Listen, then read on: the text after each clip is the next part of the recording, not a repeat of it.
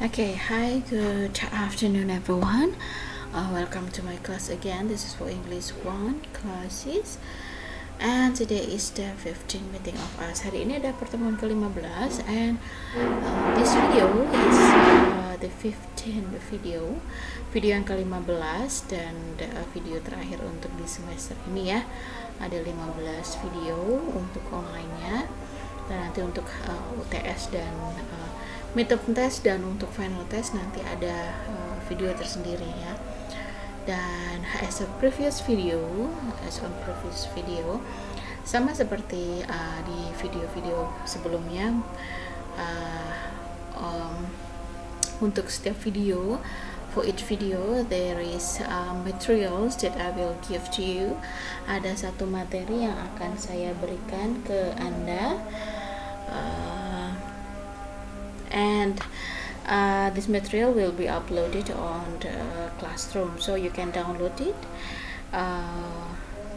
You can read this material and then you can see the explanation on this video. Jadi materi ini bisa Anda download di Siakat, dan saat Anda membaca materinya Anda bisa lihat penjelasan di video ini. Okay, so this video I will give you one material about describing place, person, and also things. Jadi mendeskripsikan benda, orang, dan juga tempat. So after you watch this video, after you learn these materials, harapannya I hope that you understand. And also you can describe a place, person, and also things in a appropriate way gitu ya. Jadi Anda bisa mendeskripsikan tempat, orang, dan juga benda dengan benar gitu, untuk pilihan kata dan lain-lainnya benar gitu ya. So kita akan bahas satu persatu. Silahkan Anda perhatikan dengan baik-baik. Okay, so the first one, I will give you the definition about description itself. So, apa sih description itu sendiri?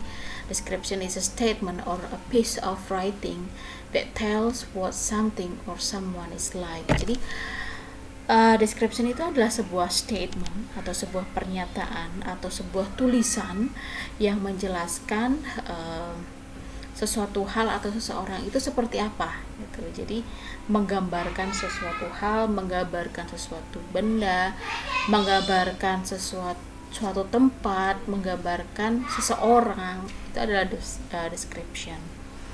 And also the purpose is to describe and reveal a particular person, place, or thing. Jadi untuk mendeskripsikan, of course karena teks ini berisi tentang menggambarkan tentang suatu hal, jadi tujuannya adalah mendeskripsikan orang tertentu, benda tertentu, dan juga tempat tertentu.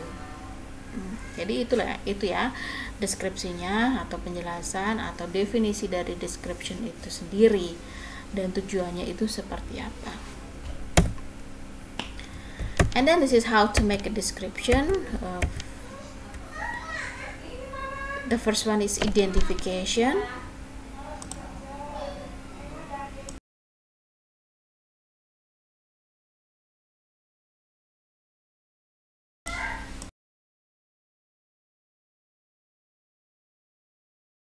Identification itu introducing where, what, or who is the subject being described. Jadi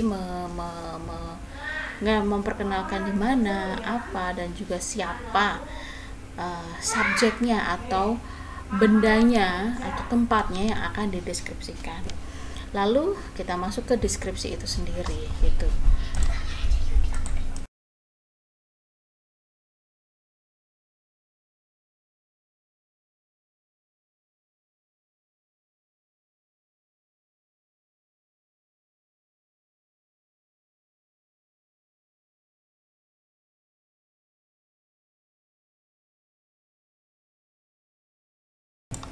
Sorry ya. Jadi description, lalu setelah identification, Introducing. Di identification itu bersih tentang coba pengenalan aja nih, secara garis besar atau umumnya Anda akan mendeskripsikan apa. Lalu kita move ke description itu sendiri, yang lebih khususnya ya. Anda mendeskripsikan bagian-bagiannya, lalu kualitasnya, qualities and characteristic of the person, place or thing to be described. Jadi Anda mendeskripsikan lebih detail lagi nih bagian-bagiannya. Misal Anda mendeskripsikan tentang tentang komputer gitu ya, tentang komputer. Anda deskripsikan komputer itu sendiri itu seperti apa definisinya. Lalu Anda move ke penjelasan lebih detail lagi, bagian-bagiannya apa saja. Nah, setelah bagian-bagiannya apa saja, Anda detailkan lagi fungsinya apa, bentuknya seperti apa. Nah, contohnya seperti itu ya. And then next, describing a person. Jadi mendeskripsikan seseorang. Di sini ada 4 useful ways of describing people in English. Jadi ada 4 cara untuk mendeskripsikan orang dalam bahasa Inggris. Yang pertama adalah describing someone's appearance. Jadi penampilannya nih, performance-nya, penampilan dari seseorang tersebut itu yang dideskripsikan. Appearance-nya seperti apa itu nanti dideskripsikan.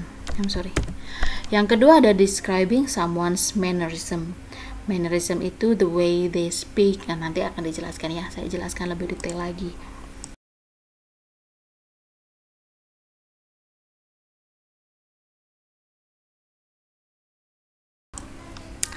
About manner-nya gitu. And then describing someone's character. Karakternya seperti apa. Lalu yang keempat, describing someone's feeling. Feelingnya seperti apa, atau moodnya seperti apa pada saat itu. So, kita bahas satu persatu. Describing someone's appearance. Appearance itu performance-nya atau physically-nya itu seperti apa. Fisiknya ya, yang kelihatan, yang bisa kita lihat secara misal kita nggak perlu mengenal siapa orangnya gitu, kita lihat orang lain yang kita nggak kenal, kita bisa mendeskripsikan appearance-nya dia yang bisa kita lihat aja. Kalau karakternya, mannerism-nya kita nggak bisa lihat, feeling-nya itu juga, kalau feeling bisa dilihat bisa nggak ya, mannerism dan juga karakternya kita nggak bisa lihat, karena manner dan karakternya itu bisa kita lihat kalau kita mengenal orang tersebut lebih dalam. Tapi kalau kita nggak kenal, kita bisa lihat, kita bisa mendeskripsikan based on his or her appearance, penampilannya aja. Contoh adjectives for describing general appearance. Penampilan umum aja nih, misal beautiful, misal pretty, misal elegant, misal funny, ada juga cute, ada juga handsome, gorgeous, ada ugly, ada attractive. Nah, ini generalnya seperti ini. Lalu kita juga bisa mendeskripsikan someone age, umur dari seseorang. Apakah dia young, apakah middle age, atau old. And then describing someone's build. Someone build itu bodinya ya, apakah dia well built, atau plump, atau thin, atau fat, atau slim. Nah, itu bisa kita nilai, bisa kita lihat tanpa kita harus tahu orang tersebut seperti apa. And then next, describing someone's height. Someone's height itu adalah tinggi. Kita bisa lihat nih, kan kita nggak perlu kenal orangnya, kita bisa lihat apakah dia short, apakah dia medium height, apakah dia tall, pendek. Ya rata-rata medium height itu rata-rata tidak tinggi dan juga tidak pendek gitu. Apakah dia tall, tinggi. And then adjective for describing someone's eyes. Matanya seseorang nih, kalau kita orang Asia sih bisa dilihat matanya itu brown eyes.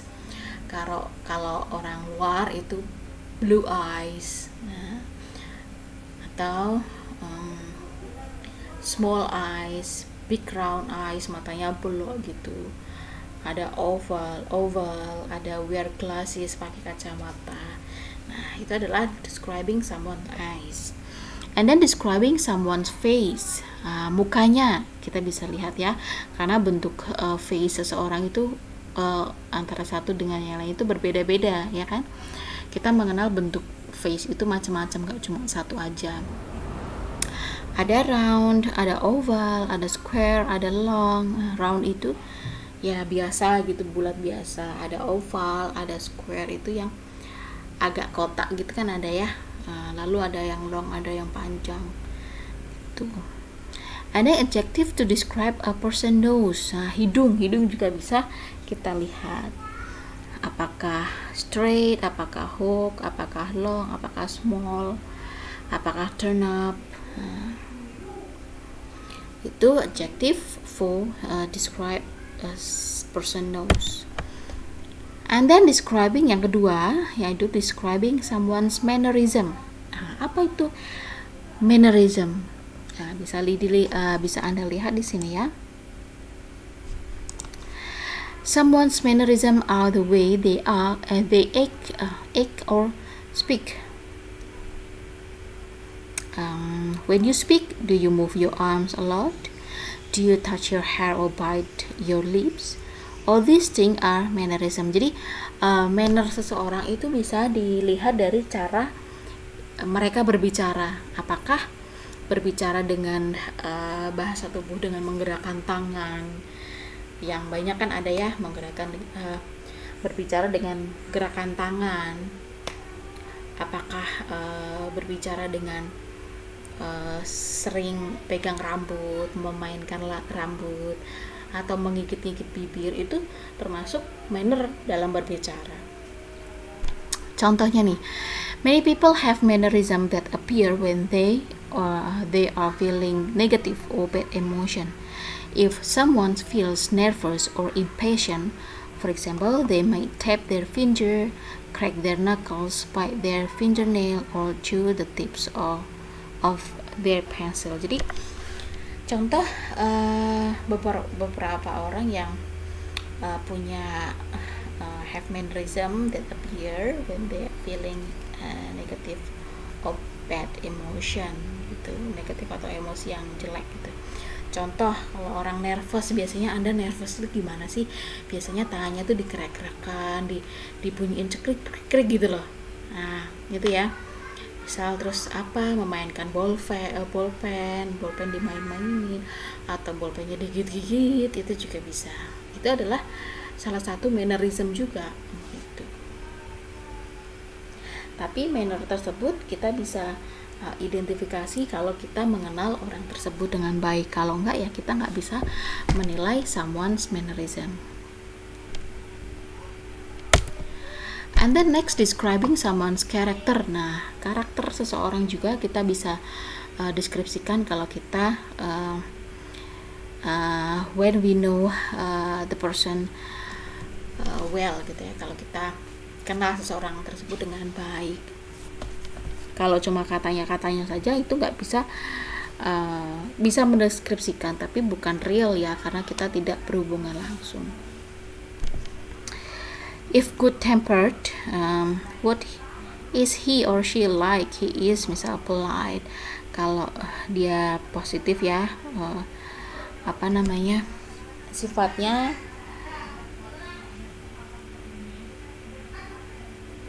atau sifat yang bisa dipakai polite, friendly, trustworthy, honest, generous, hardworking, cheerful, funny, helpful, kind, sensitive, supportive, nice, thankful, jealous, selfish, and blah blah blah.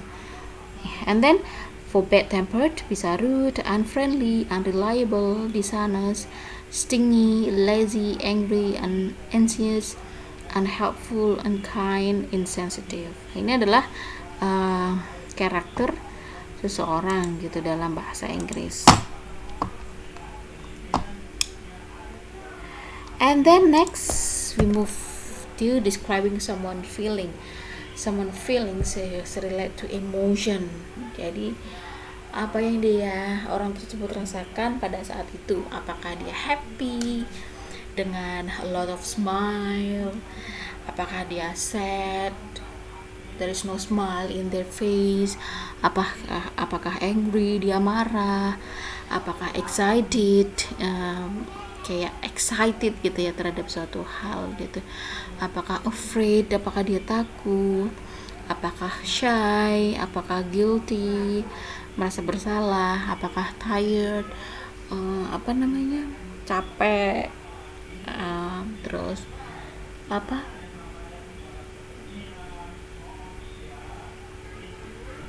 sleepy, apakah jealous, apakah loved, apakah hopeful, bored, proud, sorry, embarrassed, and then surprised. Ini adalah sedikit contoh untuk talk about feeling.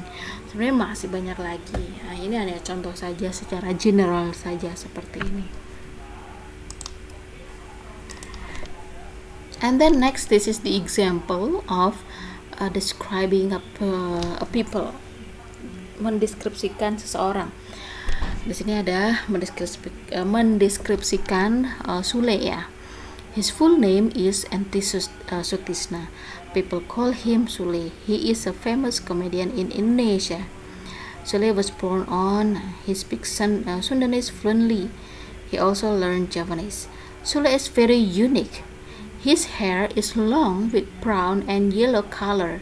Nah, ini appearance-nya, kita bisa lihat luarnya gitu.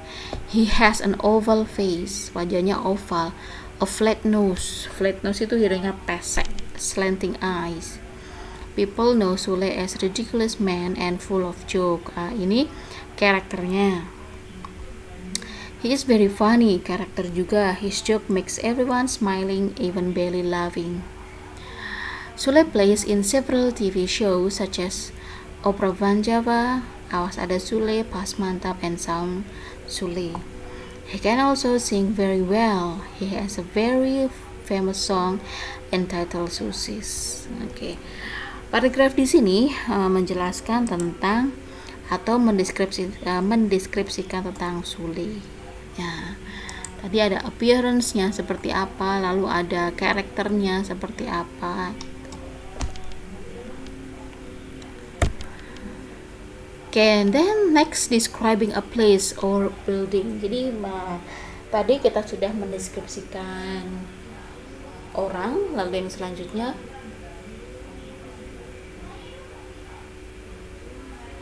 kita deskripsikan tempat atau bangunan.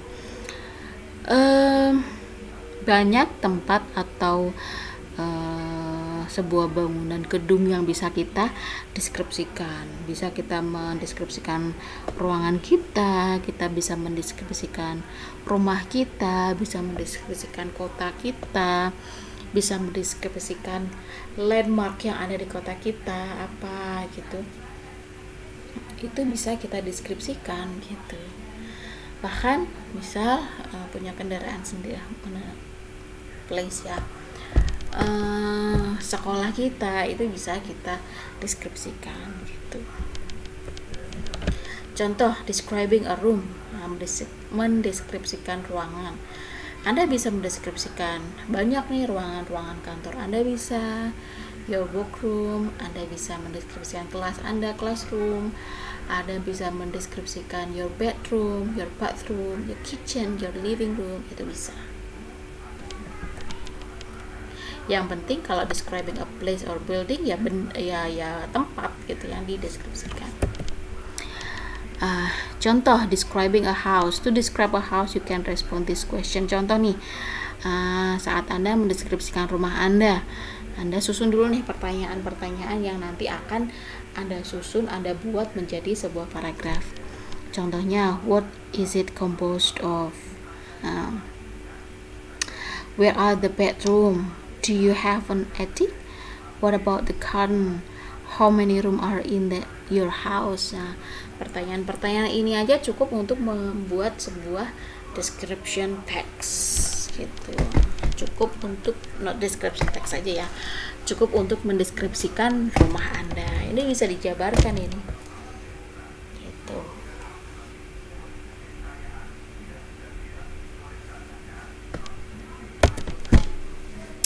Next, adjective to describe a city. Nah, kota nih.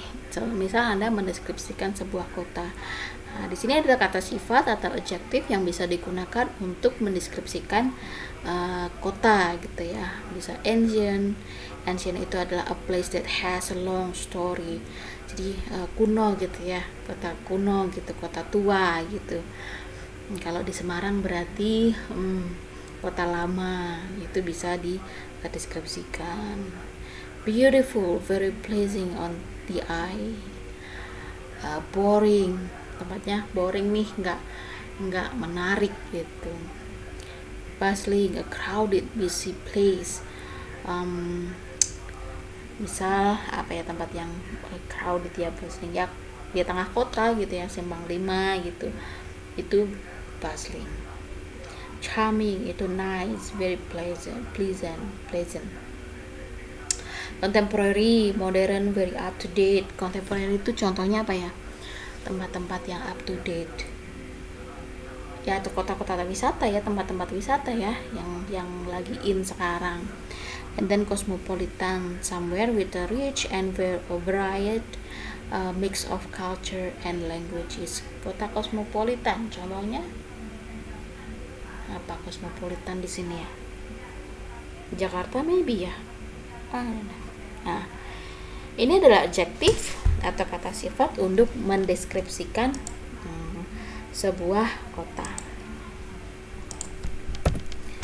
Contohnya, kita mendeskripsikan Candi Prambanan, building ya, bangunan. Candi Prambanan or Candi Roro Jonggrang is a 9th century Hindu temple located in central Java, Indonesia, and decided to the Trimurti, the expression of God as the creator, Brahma, the preserver, Vishnu, and destroyer, Shiva.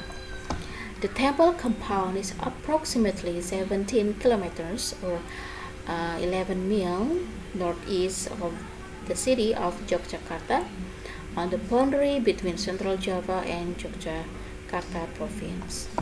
The temple compound, which is considered as a UNESCO World Heritage Site, is the biggest Hindu temple site in Indonesia. It is characterized by its height and pointed architecture and the towering 47 meter high or 154 feet central building inside a large complex of individual temples. Prambanan impresses many visitors from across the world. So, paragraf di sini mendeskripsikan tentang Candi Prambanan, lokasinya di mana, lalu dibikin didedikasikan untuk siapa, lalu letaknya di provinsi mana, lalu di apa namanya, tingginya berapa, dan lain sebagainya. Nah, ini contohnya ya, description about place or building. Next, about describing an object. Objek nih, kalau kita mau mendeskripsikan objek atau benda ya, kita harus ikuti aturan ini, order of adjective English.